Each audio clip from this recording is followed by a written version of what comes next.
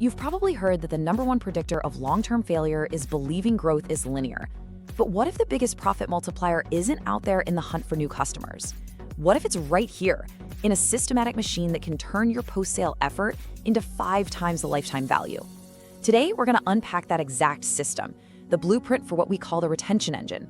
It's a total shift in how you think about growth, moving away from that endless, super expensive hunt for new customers and turning towards an engineering problem, one focused on unlocking the massive, dormant value in the customers you already have.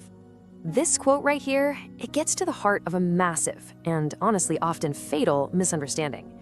We're all conditioned to think in straight lines, right? More ad spends equals more customers equals more growth. But in today's subscription economy, that model is basically a leaky bucket. You can keep pouring more and more water in the top, but if you've got holes in the bottom, you're not just failing to grow, you're actively losing ground. It's a trap that just leads to spiraling acquisition costs and smaller returns.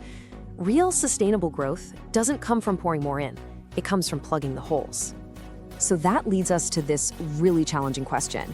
What if we've all been looking in the wrong place? We pour millions, sometimes billions, into acquiring new logos, and we celebrate every new sale like it's the finish line.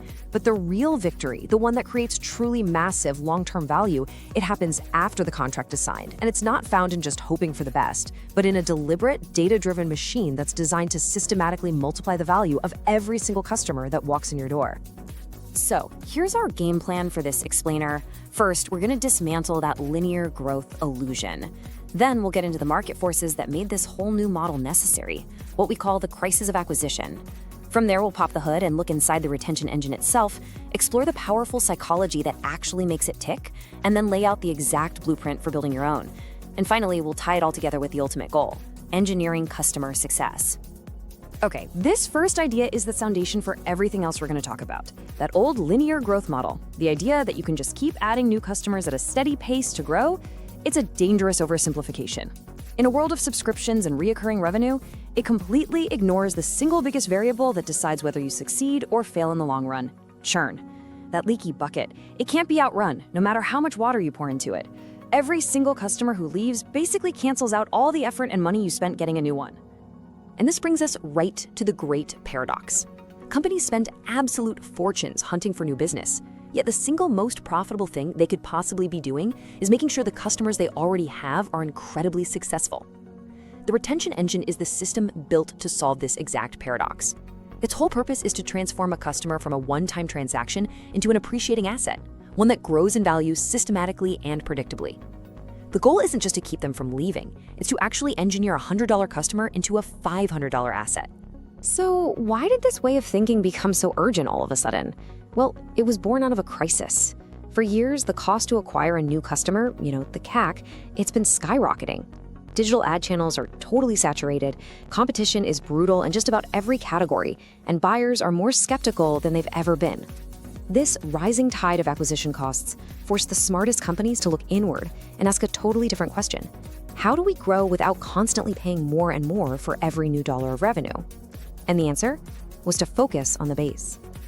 This chart just perfectly illustrates that strategic shift. The old focus was all about acquisition at any cost. You'd tolerate a crazy high customer acquisition cost just to chase that top-line growth number, even if half those customers churned out a few months later. The new imperative, it's all about capital efficiency. It's about focusing on a metric that proves the health and the scalability of your business from the inside out, net dollar retention. Instead of just chasing new logos, you focus on growing the ones you have. All right, let's be crystal clear about this metric because it is the financial key to this entire system. Net dollar retention, or NDR, isn't just about stopping people from leaving. It measures the total change in revenue from your existing customer base over a certain time. So it includes revenue you lose from customers who churn or downgrade, but, and this is the important part, it also includes new revenue you gain from existing customers who upgrade or buy more. Basically, NDR tells you if your business is growing or shrinking all by itself without you signing a single new customer. And here it is. This is the magic number for elite performance. See, an NDR over 100% means your business actually grows even if you stop all new sales and marketing, which is amazing. But an NDR above 120%, That is the benchmark that top-tier venture capitalists use to spot truly exceptional companies. It means you have a powerful, built-in growth engine. It proves that your customers don't just stay, they become advocates who spend more and more over time. This is the direct financial engine for that 5x LTV growth. Okay, so we get the why, the acquisition crisis, and the financial muscle of NDR. Now let's open up the engine and look at the how. What are the actual gears and pistons that make this whole system work? Because it's not just a philosophy, it's a specific three-stage mechanism that operates like a continuous data-driven loop. This is the core loop right here: activation, intervention, and expansion. First up, activation. This is all about getting the user to their key aha moment, that magic number, as fast as possible. For Facebook, it was getting a user to 7 friends in 10 days. For a project tool, it might be creating your first 5 tasks. Second, intervention. The system is watching the user data, and if someone is falling behind, it proactively steps in to help them. And finally, expansion. Once a customer is successful and hitting their goals, the system recognizes that success and automatically triggers an offer for the next logical thing they need. And this really highlights the core philosophical shift. The engine's primary goal isn't just to sell a product, it is to manufacture a habit. It takes full responsibility for the customer's success. Retention is no longer this passive hope or the job of some siloed department. It becomes an active, automated, data-driven system that's baked right into the product itself. It's designed to guarantee the customer becomes successful because their success is literally your success. Now, a machine is only as good as its understanding of the material it's working with.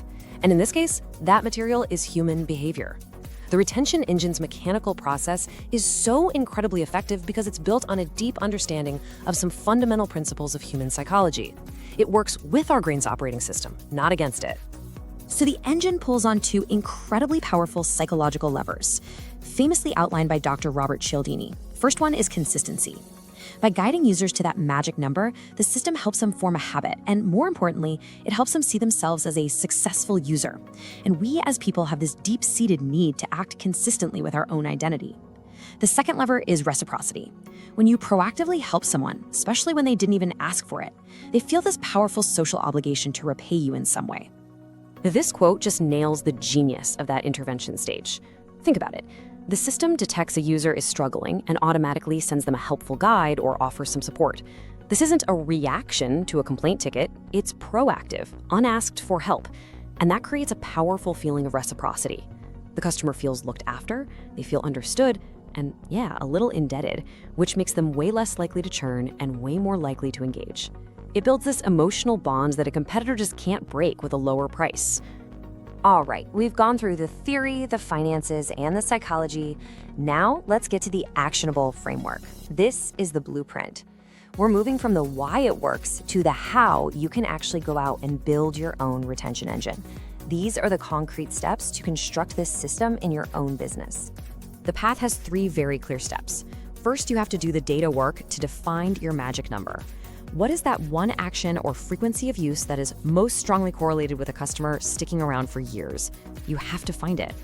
Second, you engineer the proactive intervention. You build automated triggers that identify users who aren't on track to hit that number and deliver targeted help. And finally, you map their success to your expansion path. Define the data points that tell you a customer has outgrown their current plan and is ready for more value. And this is the beauty of the whole system. When you do it right, the upsell or the expansion offer, it doesn't feel like a pushy sales tactic. It feels like the next logical step. The customer is already winning with your product, they're hitting their limits, they're getting massive value, and now you're just offering them the solution to their next problem, a problem your product helped create in the first place. The sale becomes this natural, helpful conversation, not some tough negotiation. Okay, we're now arriving at the core unifying idea of this entire system. If you take away only one thing from this explainer, please let it be this. The retention engine works because it aligns your company's financial goals perfectly with your customers' personal and professional goals. It redefines growth not as a function of persuasion, but as a function of engineering their success. Let's just break this final logic down. First, the path to maximizing your profit runs directly through maximizing your customers' success. They are one and the same thing. Second, the single biggest enemy of long-term value is churn. It's an anchor that just drags everything else down. So this engine is first and foremost a churn-killing machine. And third, The fundamental sales insight: stop trying to convince skeptical strangers and start serving your successful champions. The easiest person in the world to sell to is someone who is already winning with your product. And this is just the perfect summary of the entire philosophy. Traditional marketing is a funnel, right? It pushes people through a process. It's all about conversion rates and closing deals. The retention engine is different. It's more like a gravitational force. It pulls customers toward value by systematically ensuring they achieve what they came here to do. It engineers their success, and in doing so, it engineers your own. It makes retention the most powerful acquisition strategy you could possibly have. So, I'll leave you with this one question to reflect on. Take a hard look at your business, your metrics, your team's priorities.